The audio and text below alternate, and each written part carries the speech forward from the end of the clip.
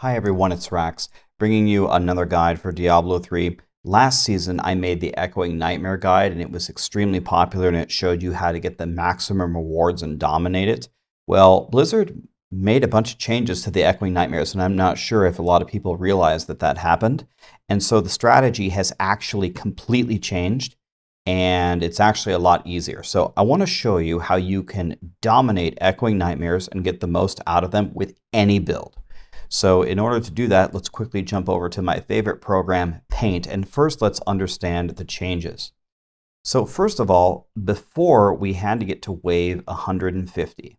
Now, why did we get to wave 150? First of all, the Echoing Nightmares used to give a ton of experience, but this has been dramatically reduced and it's now a sixth of its previous value. So divided by 6. So the XP now sucks, so we're not using Echoing Nightmares for XP. So that's one reason that we don't need to go to 150. Another reason to go to 150 was for the Goblin Shrine. If you get high enough, there was a chance that a Goblin Shrine would spawn and it would throw you a ton of materials. This is really not as valuable as you might think though, because especially this season, you can just sanctify puzzle rings and run that. And it's just really not worth it to try to kill those super high level goblins because the only way that you can kill it is if you have a conduit. So you would have to save the conduit, which is not what we want to do, and you can just get more value out of it from puzzle rings, right? So there really is no reason to do them just for the Goblin Shrine. Plus it lags and it's very annoying. Then the final reason to do the 150 Echoing Nightmares was for the augments. And this is the only reason to still do Echoing Nightmares. I have done tons and tons of these just to get augments for all the different characters that I want to play.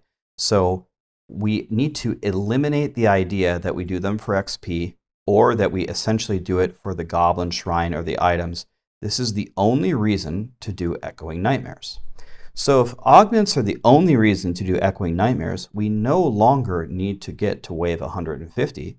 We only need to get to wave 125. The reason why is the Whisper of Atonement can only drop at level 125. It doesn't matter if you get to 150. The gem that drops in the end can only go up to that level. So as someone pointed out in my chat, Mac, usually you have to get to wave 126 because it will have you fail at one lower. It is possible to fail at 125 and get a 125, but it's quite rare. And I actually saw a glitch where actually someone failed at 125 and it strangely paid at 124, which shouldn't happen. So anyway, your aim is to get to 126. And in softcore, you can just die if you want. But in hardcore, you don't have that luxury. You're just going to fail. So I'm going to show you a strategy that works for any build. And I mean any. Talrasha, Tragul, Rathma, Whirlwind, Hoda, the Goblin Blaster, the Impale. Any build in the world that you want on how to do it. So here I'll show you on the Goblin Blaster, but this works in general for anything. First of all, go ahead and pick up a Flavor of Time. If you're doing it solo, then you can give the Flavor of Time to your follower. If you're playing in groups, you must wear a Flavor of Time, any Flavor of Time. Take a bunch of toughness, whatever toughness you can pick up. Wear a Unity, give your follower a Unity. You know, Aquila gives you 50% damage reduction. Elusive Ring gives you damage reduction. Anything that you've got like that, Wraps of Clarity, whatever you've got on any of your characters, take that. Take a Cheat Death, take the Cheat Death on your follower. You don't need a ton of damage here because you only need enough damage to get to about wave, let's say 97. And wave 97 is not difficult. Even a very, very weak character can DPS to wave 97. Okay, so let's grab some Echoing Nightmare keys. As you can see, I've done a lot of these in hardcore. I've already auged like 3 full characters. And I have 6 more, so I haven't died a single time in hardcore. And we're going to do this on hardcore. If I die, I lose my Demon Hunter, so we're putting everything at risk here. But all we have to do now is get to wave about 97-ish, and I'll show you exactly what to do. First thing you want to do is locate the speed pylon, and we're going to click this almost instantly. So there's the speed. Don't have to get too far. Maybe get to like wave 30, and then click the speed. Okay, 34, I'll take the speed. There we go. And then very early on, you can take the channeling pylon as well, especially if your build sucks with resources. You really only manually have to get to wave like, again, mid-90s. So if you want, you can take the channeling right now if your build needs it. My build doesn't need it, but I'll take it anyway for fun.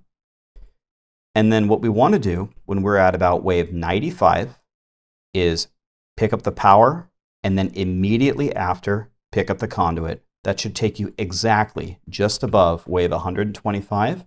Then you just walk to the edge and lose. And that's it. Maximum value every time. Very, very minimal chance of anything going wrong. Okay, already 91, spinning around, no problem. At 95, I'm going to take the power. And then after that, I'm going to take the condi. 95, alrighty, I'll take the power. Thank you very much. And now let's go take the conduit. Now with the conduit, you can't be like completely scared. You got to get up in here and you got to zap them. Okay, so don't hide in the middle. The conduit is extremely strong. As you can see, it just wiped everything out. I don't really do too much damage now at this tier. The power certainly helps. The most dangerous thing is the meteors. As long as you don't get hit by the meteors, you'll be fine. I'll get hit by this one on purpose. Okay, it took me, you can see it did about 40% of my health with one meteor. So if you get hit by multiple meteors in a row, you're going to be in big trouble. Other than that, other than like a monster that might reflect the projectiles back at you, like a stone singer, for example, you shouldn't die. That's it. We've almost won here. So we're at 119. You can see my conduit is in like the last fourth of its duration. You have to have a flavor of time to double the duration. If you don't have a flavor of time, you're not going to get to 125. My conduit just wore out. Okay, now walk to the edge and just do nothing. Look at me. I'm just standing here. Just standing here trying to lose. No problem. 126. Look, the Whisper of Atonement drops. I've got my gem. Pick up all the loot. I'll do it. You guys want to see one more just for fun? Show you the strategy one more time. And then you can implement this. I expect this to be the strategy going forward. I don't expect them to change it again. But okay, everything here is garbage. What a surprise. That's how it always goes. Get rid of this stuff. Salvage. Get rid of all that. And back in we go. Here we go. Let's go for one more. Same strategy. Speed almost immediately. Channeling whenever you need it. Power and then condi at 95. You might need to tweak it slightly for your build. You might need to take the condi slightly later at like 98 or 99. Alrighty, here we go. Already at wave 28. I'll take the speed. Take the speed right away. Watch out for those little rascals on the edge of the map that keep spawning the explodey guys. We don't like them. Take the channeling whenever you want. I could take the channeling now. Doesn't matter. And then we save the last two for 95. It's pretty easy. It's kind of nice. You can overall spend less time in the Echoing Nightmares now. You're essentially in here for 2 minutes and you get a full AUG gem for your characters. It's extremely, extremely helpful. This is a nice change that Blizzard made. It sucked leveling up all those gems manually. Alrighty, we're at 89. 97, what happened there? I'll take my power now, and I'll take my condi now. It's better to take the condi late than early. If you take it early, you risk getting a crappy Whisper of Atonement. And if you take it late, you're definitely going to get over 125. Again, as long as you have a flavor of time.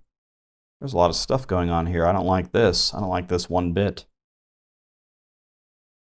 Okay, already at 107, no problem. The meteors are the top thing to be afraid of. Don't get hit by the meteors. Dodge those, and you should be fine. Try to put some mobility on whatever build you've got. If you're a sorceress, make sure you got a teleport. If you're a necro, make sure you got a blood rush.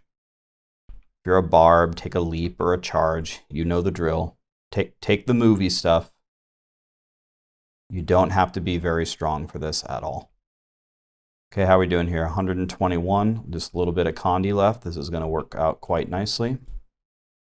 Okay, all right, now you just literally just do nothing, walk to the edge, and I'm just standing here doing nothing. Oh, go ahead and fail me whenever.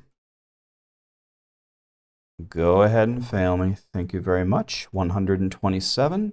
I'll take my Whisper, my beautiful 125 Whisper. And that is the new and improved strategy for Echoing Nightmares. It actually just got easier. Hope that helps you guys. I'll see you in game. Thank you.